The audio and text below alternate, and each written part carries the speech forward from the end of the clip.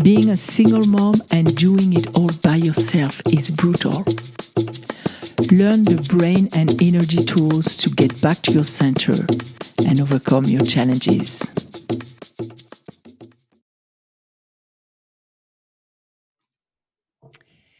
Welcome to Single and Doing It All, the podcast to help you remove what's in the way of co-parenting with the universe. That's the general description.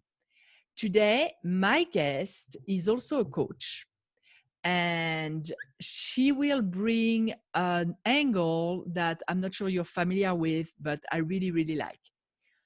Her name is Dinu, and I will let her, Dinuka. You know what? I didn't rehearse your last name. Bad on me. So I'm going to have you tell the audience your last name later. She was born in England, raised in Hong Kong and Sri Lanka. She lived in many places like London, Washington, D.C., New York, and she now resides in Long Beach, California, where she owns her own preschool, the Children's Center, Kids Work Children's Center in Long Beach. And she is certified, a certified coach from Dr. Shefali that maybe you know about, or maybe you don't, but she will explain it because Dr. Shefali is becoming quite known now. I see her everywhere I go and I read her books. So welcome, Dinu. And first and foremost, how do you pronounce your last name? Tongue twister. Ranasinghe. Ranasinghe. Okay. Yes. So I'm happy to have you here. And like I was saying, I love the way you coach. I mean, I love the philosophy of Dr. Shefali. Before we go into that, how did you get to work with parents and children and create your own school? Funny story, actually, and completely not relevant to what I studied. So this is a true meaning of following your heart. I'm a perfect example of that. I started off with a law degree from England. I came here to New York, and then I took the New York bar. So I'm licensed as a New York attorney, but it wasn't my calling. Yeah. And so it was this light bulb moment that went off with, what do I truly want to do? How can I serve? How can I do what my heart is telling me to, not my head? It was that light bulb moment. And I woke up and I said, I want to work with children. I want to buy a school. And I know, because we had conversations, that you really had the idea and you right away you followed up on it, right? Like it was a matter of days or weeks. I can't remember. It was. So January 2nd, I went to see a school. By March the 17th, I was already working there. So financing, buying, everything was done. That's beautiful. Yeah. That shows you that when you're aligned with your heart and with your, however you want to call it, your higher self, your soul, your true self, the universe will back you up. It will support you. And, you know, that's one thing at the time, I didn't really understand that. It just happened. Only later in life, 11 years later, have I been discovering, oh, no wonder it was so easy, because I was listening to my heart. Yes. And I was truly aligned, but now it all makes sense. At the time, it just happened. I have chills because I always love listening to stories like that.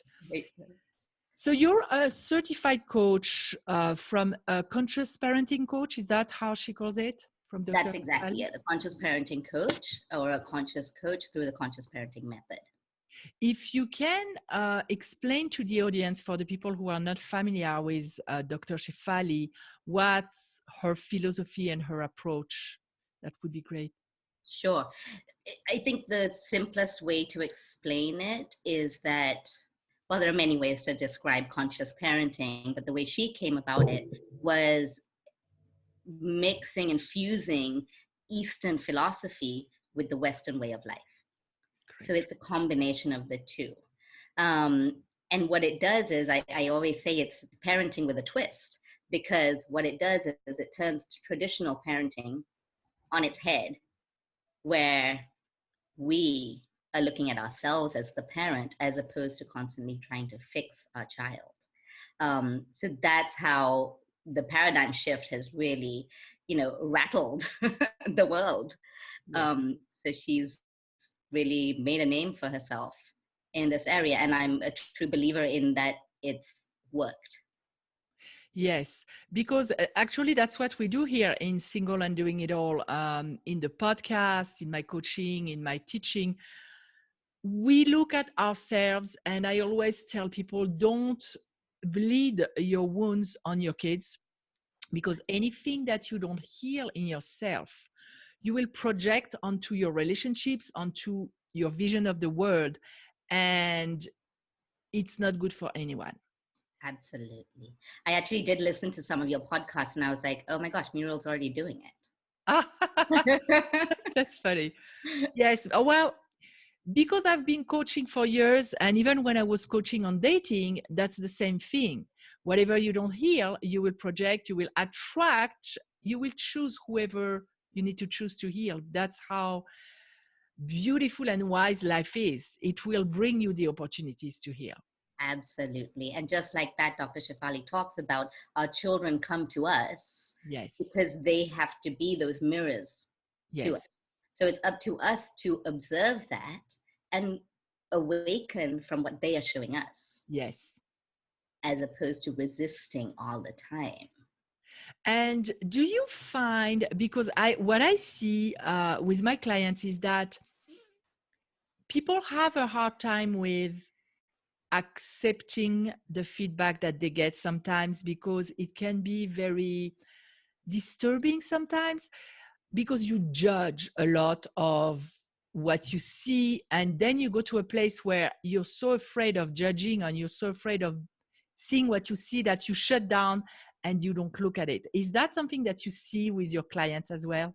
Absolutely. Absolutely. I saw it in myself. And what's Yeah. great about the coaching that we did was that we had to do the work on ourselves first. Yes. Number one thing I noticed in my parenting was that I was judgmental. I was judgmental, therefore I feared judgment from Yes. others. So Yes. even that judgment that we're holding up was really my own being Yes. judgmental, Yes. right? Yes. So I parented because I thought, oh, I'm a preschool owner. I should know how to parent. My children should be a certain way. I had this fantasy child, fantasy preschool owner parent. In my mind, it was my own story, that I'm not parenting from my heart. I'm parenting from what other people are going to think of me. Yes. As soon as I did a judgment detox, and Dr. Shefali talks about this, and we do this in our coaching, where every hour of the day or every 2 hours, you set your alarm and you write down what you have judged in that hour.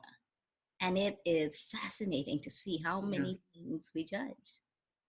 We we we are judgment addicts at the beginning, Absolutely. and I think as women, we tend to be very empathic, yeah. and therefore we are the people pleasers. Yes. But that's where the judgment also comes in, because we want to please. Yes. And also, we've been taught that things have to be a certain way. And I know that for myself and in my coaching, one of the most freeing factors was to suddenly discover that there are no should. If you think that something should be that way, you're already in resistance to what is. And you're already depriving yourself from finding a resolution to what's going on. There are no shoulds. The shoulda, coulda, wouldas is creating your own suffering. Yes. This is where the co-creation comes in, and you hold that mirror up again and you go, wow, I actually created that because I had an expectation Yes. that it should have been this way. Yes. My child should have been born this way.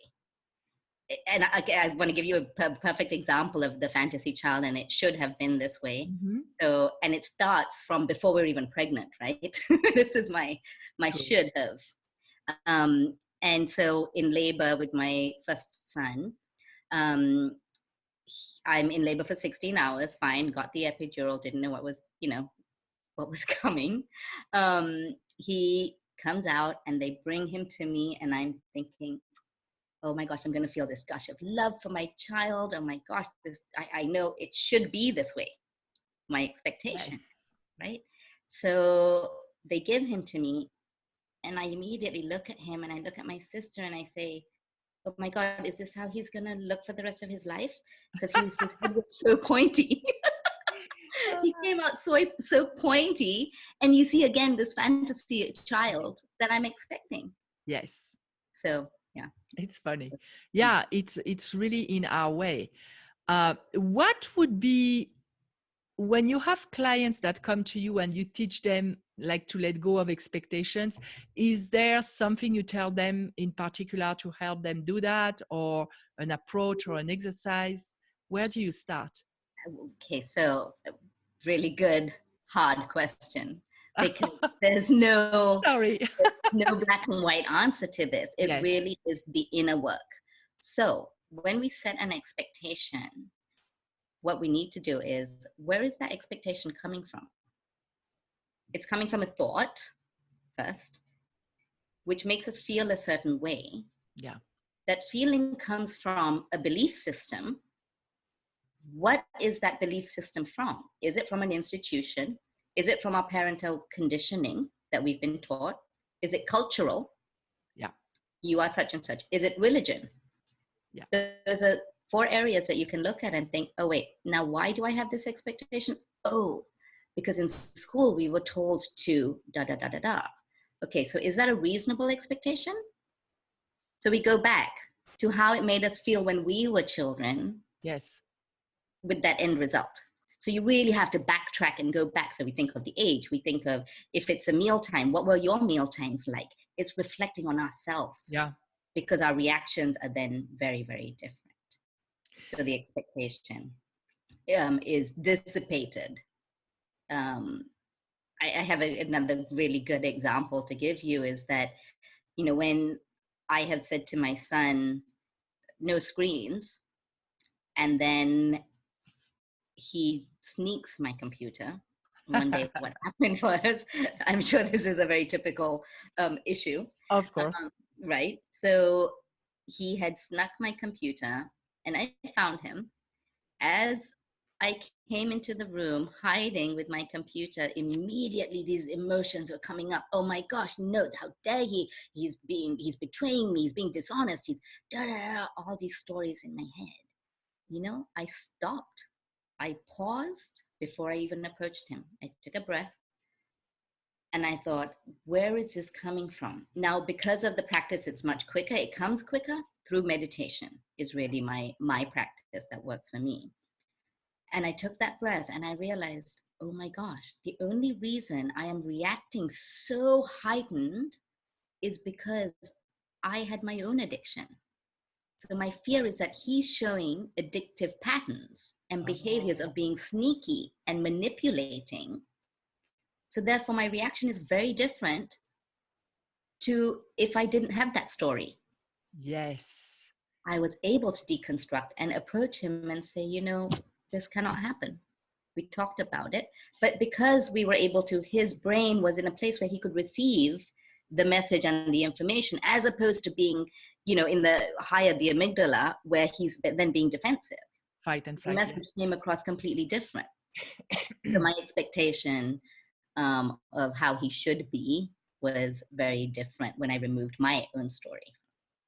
And that's really a perfect example, because to give you another version, if I had been in your shoes, and I have been in different versions with my kids, my reaction would have been, oh my God, he doesn't respect what I say, therefore he doesn't respect me.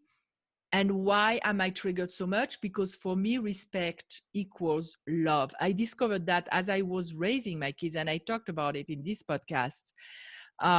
I was raised with a father who taught me that if you love me, you're going to respect me. And if you don't respect me and you don't listen to me, that means you don't love me. So it's a very, very painful wound. It's a very painful thing to get to, a painful story to tell yourself. My kid doesn't love me.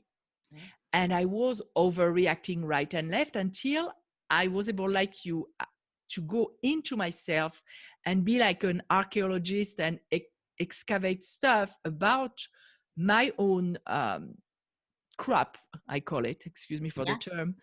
But, and then I stopped reacting this way because I decided that it's not the truth and that's not what I want to continue thinking anymore. And the reaction is in this specific moment when you have the realization of why it's going on, everything is like, when you, I don't know the term in English, when you You flip the switch. deactivate a bomb Got it. Yes. forever.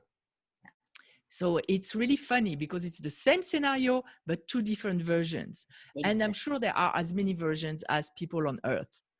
Absolutely. And that also goes back to then what we are taught that love is. And that love is, we think it's unconditional. It really isn't. It No, is it's so not. conditional. It So if is. we compare it from a place of knowing that, wait, am I expecting you to behave a certain way so that I can love you? As soon as that expectation also is released, we're reacting differently and we can And love truly.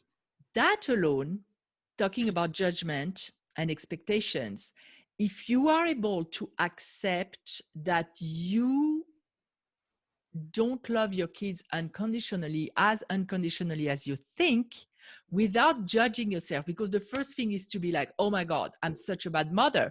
They said you should love your kids unconditionally. If I don't do it, I'm not a good mother, blah, blah, blah, blah. As soon as you can at the same time know that you love your kid, but that you have this going on that may be paradoxal in a certain way, you are already healing. Right. It's really never ending. It is. And I think a lot of the time we have a misconception of parenting in that we have a child and we expect them to be a mini me, a version of us, right? So immediately they've come out of our womb and they are our possession. So as soon as you create that attachment and that possession and that ownership, there is an expectation of that person to represent you. Yes. So that's where the fear of judgment comes from. So let's like really track back to, wait, what am I expecting parenting to be like? So is there a principle or some kind of belief that would be great to have from the beginning relating to my kids are not me? Like, how would you explain it to a parent so they can start practicing that notion that it's not yours? First of all, it's another being, and you're here to take care of them, but they don't belong to you. What do you usually tell, tell parents? So it's a very spiritual answer, Mm-hmm. and not many people want to hear that. The word spiritual can make people turn away, but also when you're in that space, you can accept it very differently. And you can see it as your child being their own sovereign being. Yeah. Right? And that they have no agenda yet. There's no story attached to them when they come out. They are in their purest, truest form because they don't have all the layers of stories and ego and survival self building around them. And the reason why we even have ego is because we're defending ourselves from something else. Yeah. So that pure child is, we need to observe, let them grow, have their own story and their own journey, to recognize that they are their own sovereign beings. They have their own spirit, and that will continue. Yes. And live on. Not this form body. Yeah. This is just form. This is not, it's just form. Not permanent. It's not infinite. And Yes. and they have the same guidance that we have with God, the universe, however you want to call it, that can guide us step by step. They also have theirs. So to me, I wish I had known all that when my kids were younger, but it's never too late. To me, it's a question of also teaching them to connect with that and rely on it in their life, because there is no more accurate and pure guidance as that. Absolutely. And when you take a step back, and this is a lot of what we learn in conscious parenting, is take a breath, pause. That allows you the space to actually see the child for who they are. Yeah. It takes you a step further if you actually actively listen to what they're saying, and what they're resisting is their truest form. Yeah. We're not always right. We have our own movie going Oh, yeah. on. Oh, yeah. So if we listen, their true sovereign being will come out, and it will have that opportunity to come out without judgment. So I teach parents, mostly parents with teenagers, although I have a few who have young kids. I have some who just have had kids. But when they become teenagers, it becomes really obvious that they have their own guidance and their own thing. Do you see that with younger kids as well? Absolutely. Absolutely. I think with teenagers, we've got the added element of hormones, Yeah. which again, what are you expecting? Do you not remember being a teenager? Right? We were all there one day.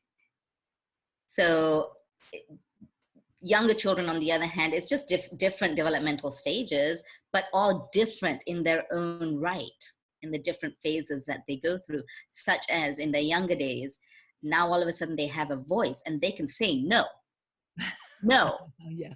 And they have now found their independence, Yes. right? And then they get to a point where now they're teenage and they really know, I am Oh, not doing that, right? yes. And they will voice it, and truly they have a right. And it actually gives them and shows them the ability to, number one, negotiate. And we do want children to be able to think for themselves and think outside the box and question and be curious about life. Yes. When children are compliant, It's a that's bad, actually more concerning. yes, it's a bad sign. Yeah.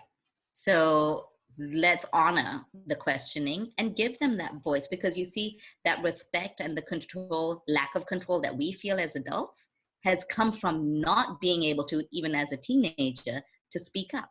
Yeah. So again, it's our issue, and that's why we expect them to respect us, because And we for ought to. parents, uh, they can actually start training themselves in responding instead of reacting when that no stage is starting about 2 years old or whenever it's starting.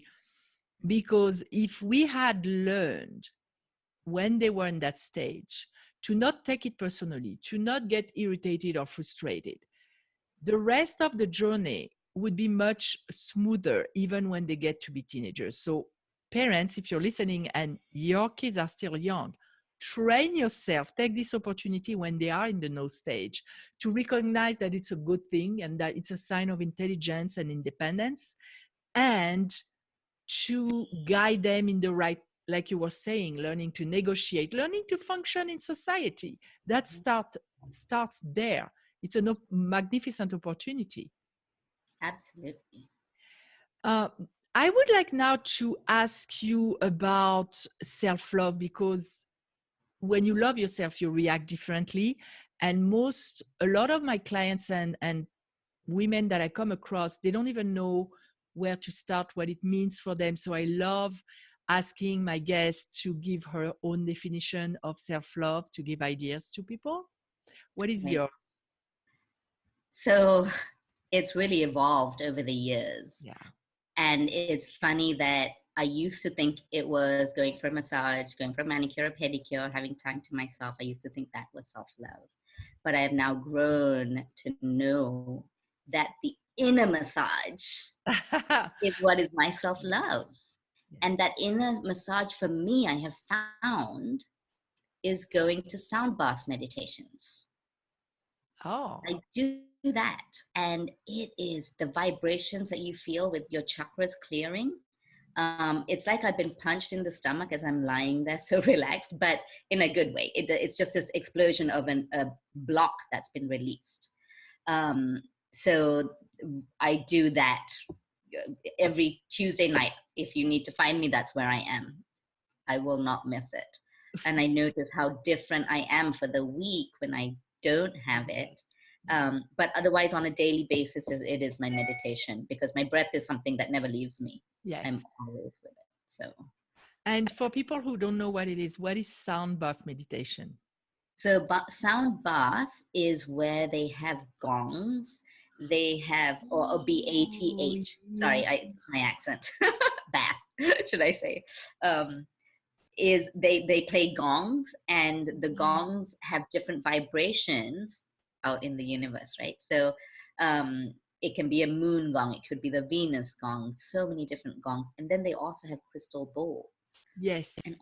it's amazing, the relaxation. It's a deep relaxation that taps into your subconscious mind.